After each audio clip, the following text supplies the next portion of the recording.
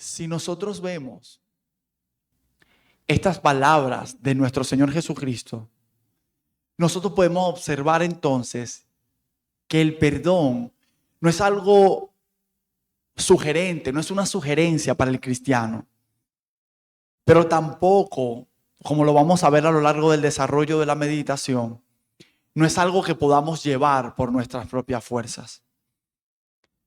A menudo pensamos que debemos perdonar basándonos en que si la otra persona se lo merece, o si ya pagó, yo siento que ya pagó por su error.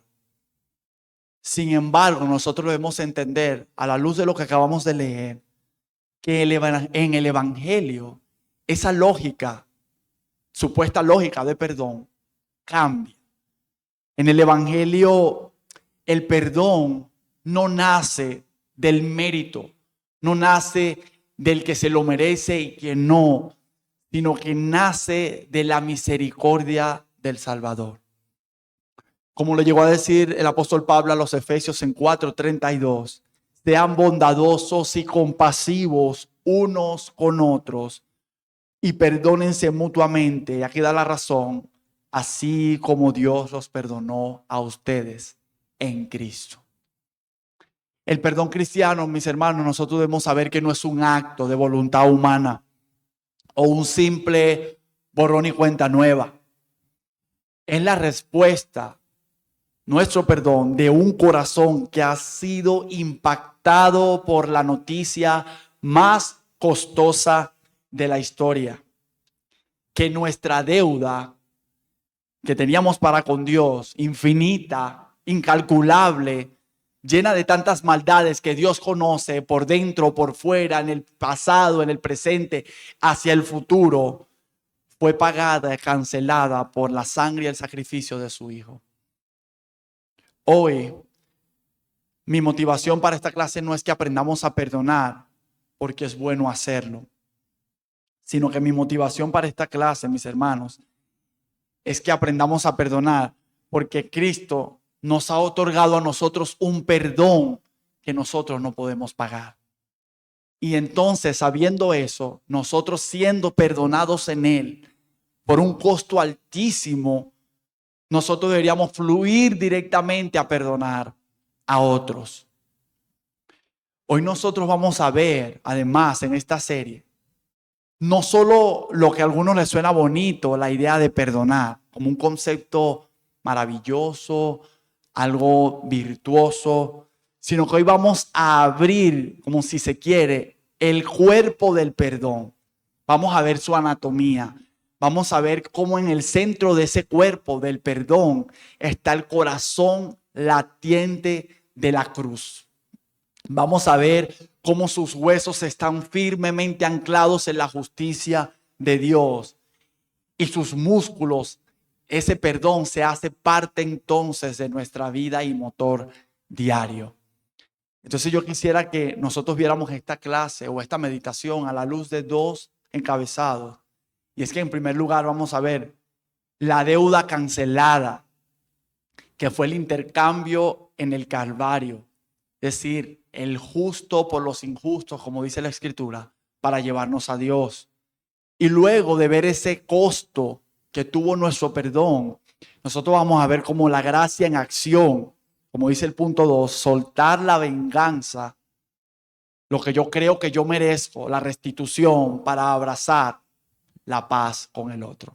Amén. Así que sin más, acompáñenme a este primer punto, que tiene que ver con la deuda cancelada, el intercambio que se da en el Calvario. Y es que quiero que vea este primer punto como la raíz y al mismo tiempo el motor.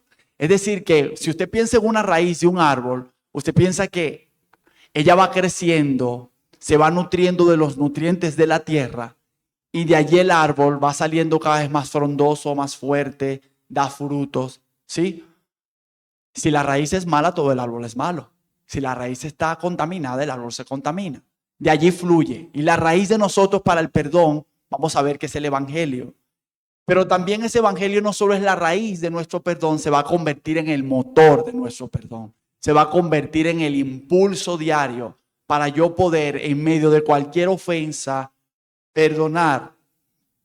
Y es que si nosotros pensamos en términos de la deuda cancelada en este primer punto, y es que nosotros debemos pensarlo en términos de que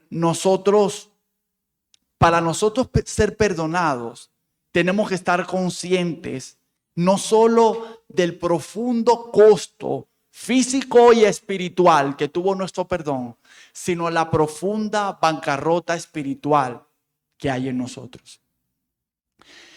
Nosotros debemos saber en este punto, mis hermanos, que el perdón de Dios o el perdón nuestro para Dios no fue barato. Para que Dios nos perdonara, nosotros sabemos a lo largo de la Escritura, Dios debía perdonar al pecador, pero Dios no podía comprometer su justicia. Dios no podía, siendo un juez justo, simplemente abrir la alfombra cósmica y esconder todas nuestras maldades bajo la alfombra y decir, aquí nada ha pasado. Ciertamente la misma Escritura nos enseña que si un juez hiciera eso, pues un juez malvado. Dios tenía que, al mismo tiempo, quería perdonar al pecador, tenía su intención de restaurarlo para con él, pero alguien debía restituir el daño hecho. Alguien debía pagar a Dios ese altísimo costo de ofender nada más y nada menos que al creador de todo el universo, nada más y nada menos que al dador de la ley moral, que fue altamente ofendido desde Adán hasta nosotros. Bueno, esa justicia no se quedó sin saldar, sino que ocurrió en la cruz, en Jesús, ocurrió un intercambio divino. Jesús, el santo desde la eternidad, el Hijo de Dios, asume la humillación de venir en cuerpo de hombre, en semejanza de hombre. Asume el costo altísimo de pecados, transgresiones, inmoralidades, vejaciones contra la persona de Dios. Lo asume como si fueran suyos. El santo sin mancha asume toda la culpa de nosotros como si hubiese sido suya. Pero al mismo tiempo, en ese intercambio a nosotros se nos da una justicia como si nosotros no hubiésemos hecho nada. Mejor aún, se nos da una vida perfectamente vivida.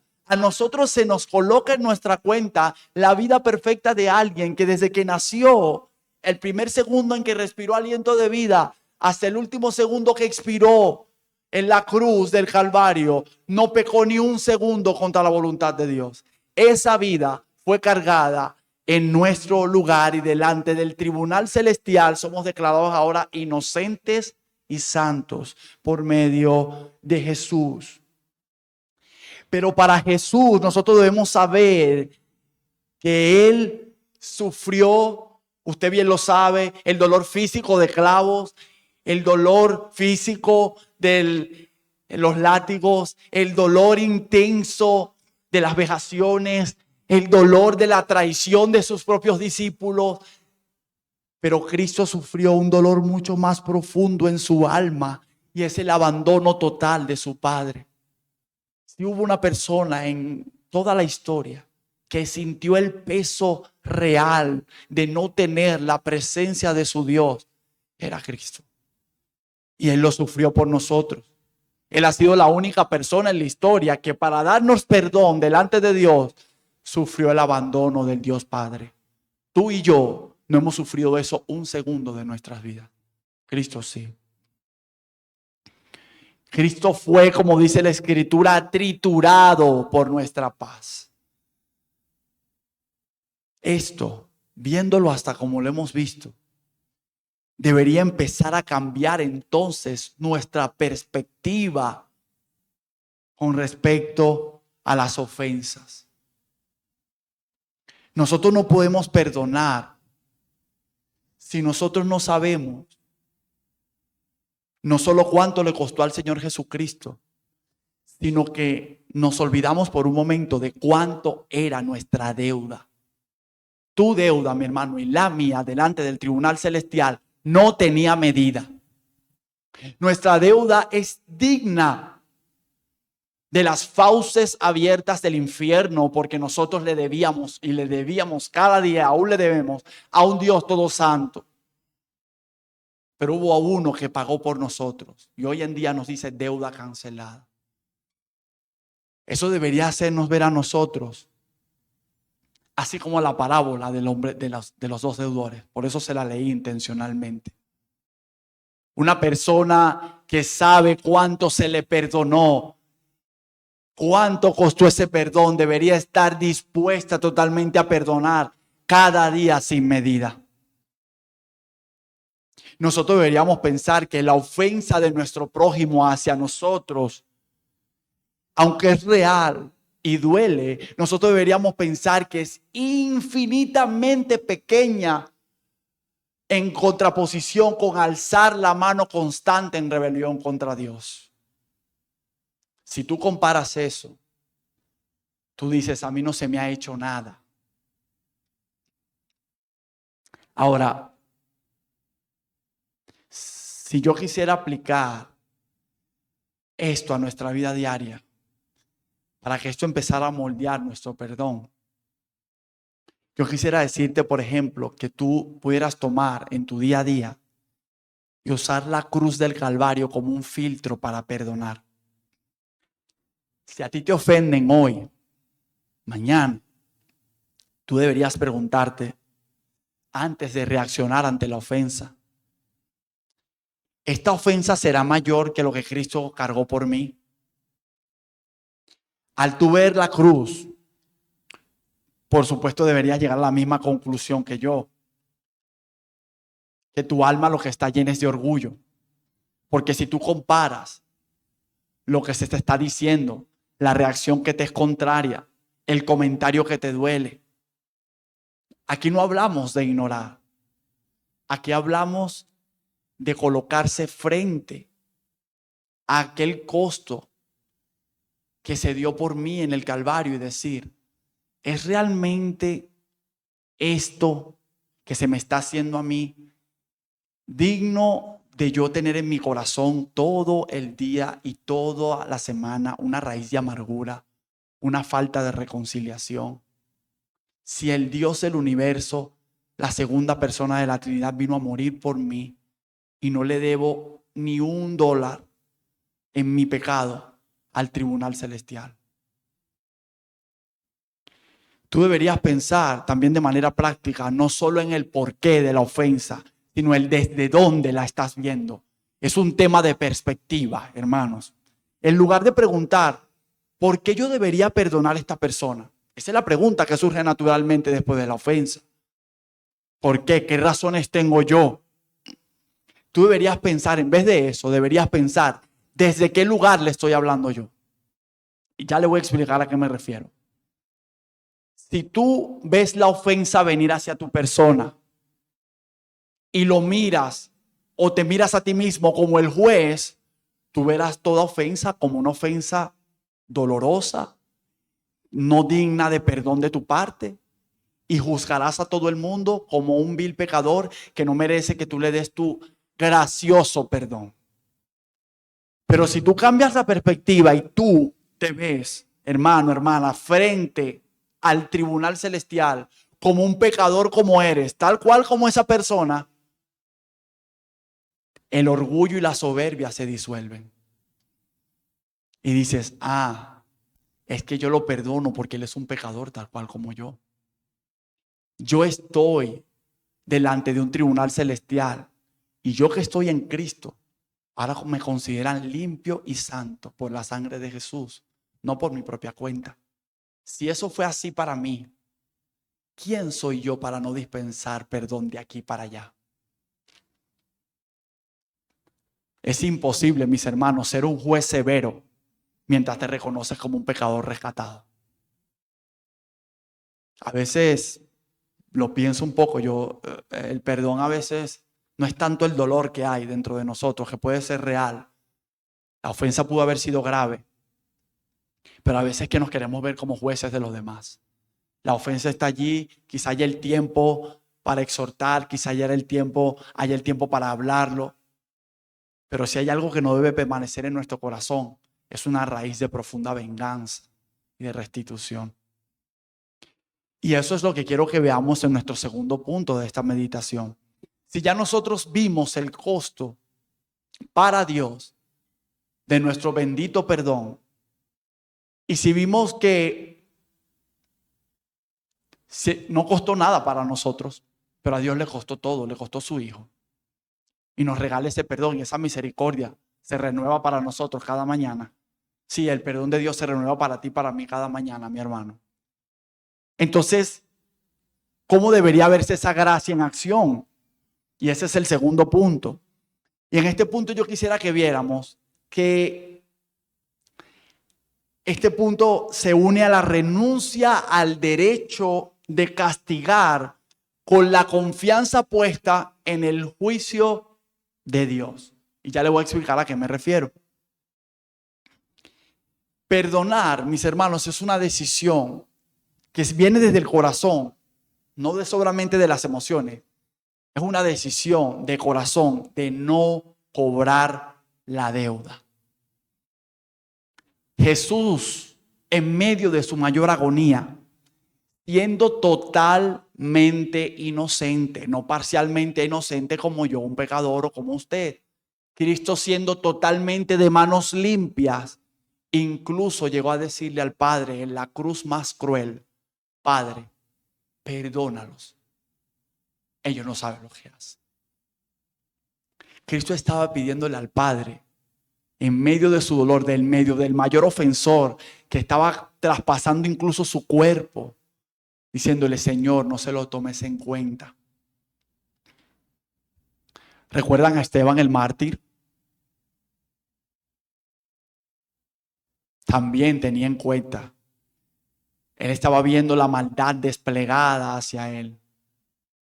Y él no quería que Dios tomara en cuenta ese pecado.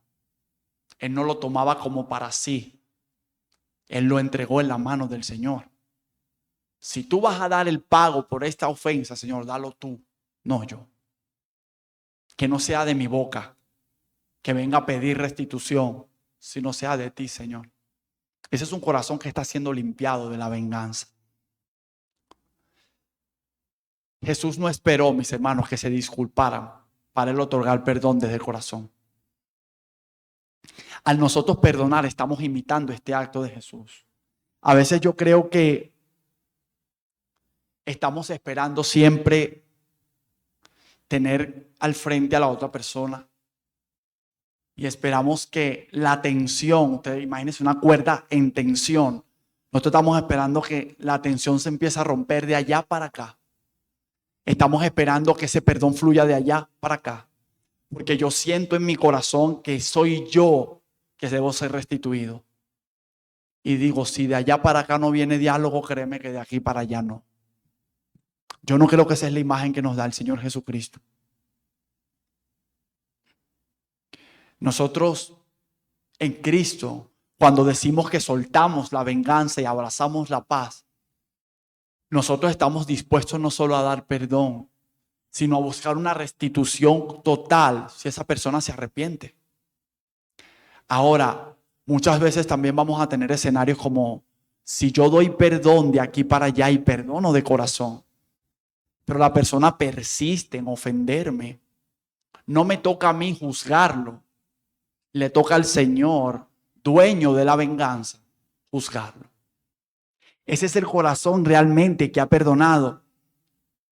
Nosotros debemos entender que nuestras heridas muchas veces, cuando nos hieren con la ofensa y nosotros perdonamos, esas heridas quedan como un testimonio vivo de que a pesar de todo lo que se nos ha hecho, nosotros hemos tomado la decisión de perdonar, porque a nosotros se nos perdonó primero. A veces, yo creo que muchas veces herimos porque queremos permanecer con la herida abierta y mostrarla. Y cada vez que vemos al ofensor, decirle: esto me lo hiciste tú. Este dolor me lo causaste tú. Todos los días me duele. Es como si nosotros mismos nos pusiéramos el dedo en la llaga para que el otro vea mis ojos, el otro lea mis palabras, que son punzantes como un cuchillo, y entienda: mi esposo, mis hijos, mi hermano en la fe, mi pastor, entiendan que a mí me duele. ¿Qué pasaría si Cristo hiciera eso por un momento? Cristo se pusiera delante de la tierra y delante del trono blanco y dijera: vean, ustedes me causaron esto y yo sí soy inocente. Cristo no hizo eso. Cristo está esperando.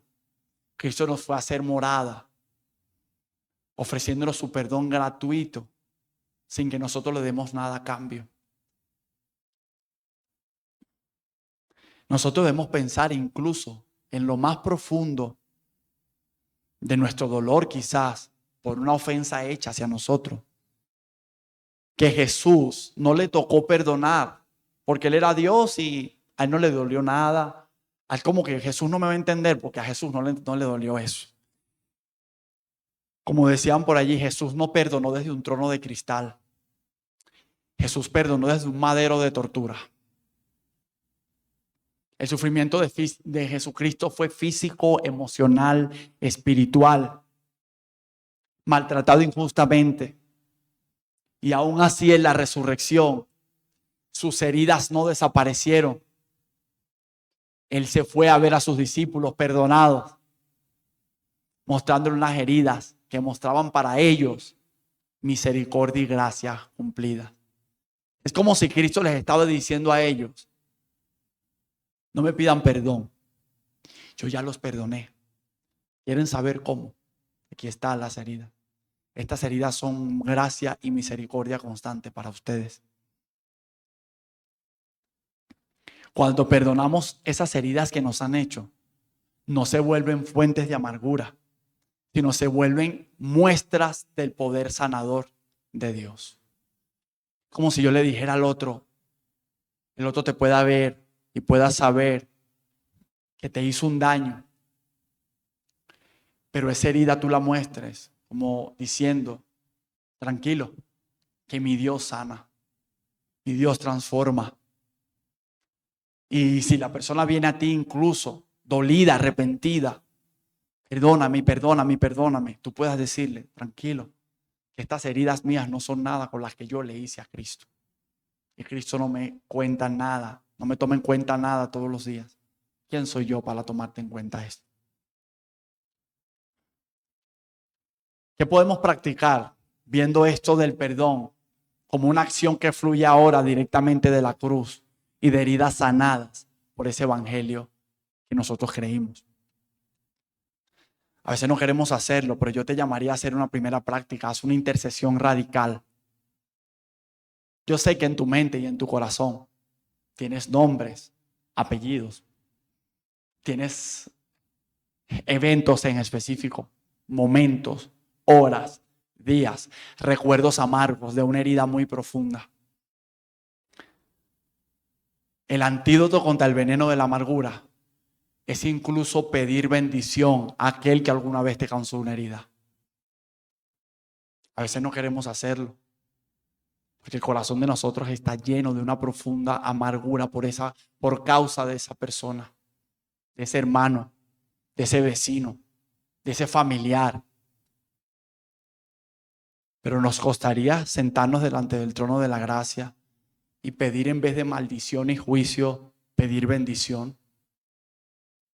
Cristo lo maldecían y Cristo respondía con bendición.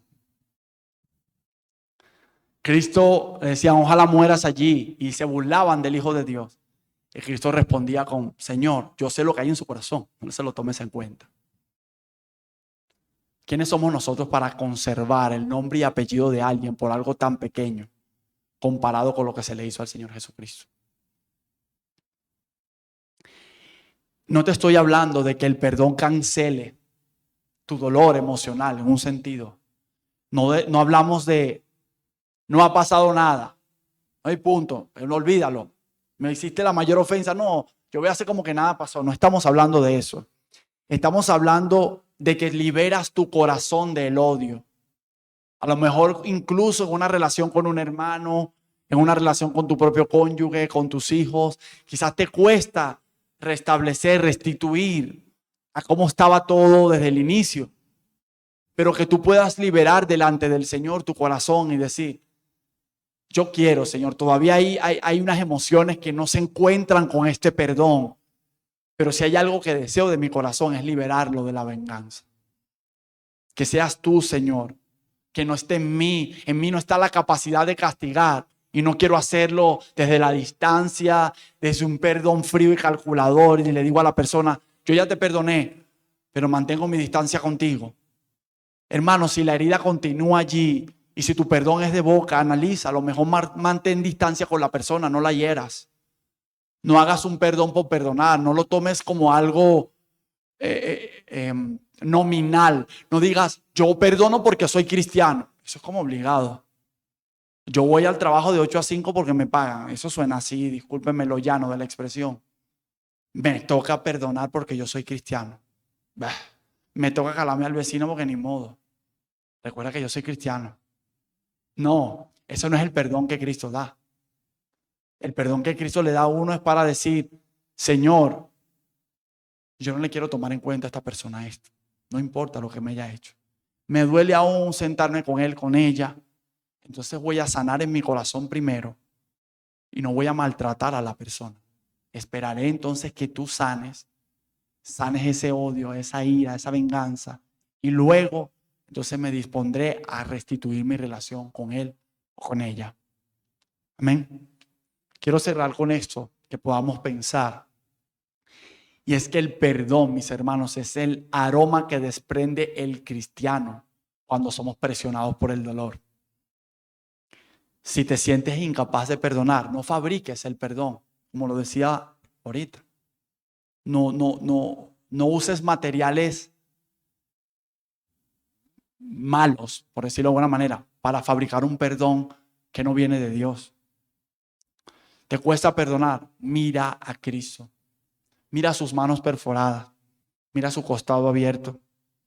Él se convierte entonces en la fuerza, la motivación y en la paz para que tú puedas soltar a tu deudor. Amén. Acompáñame a orar, por favor.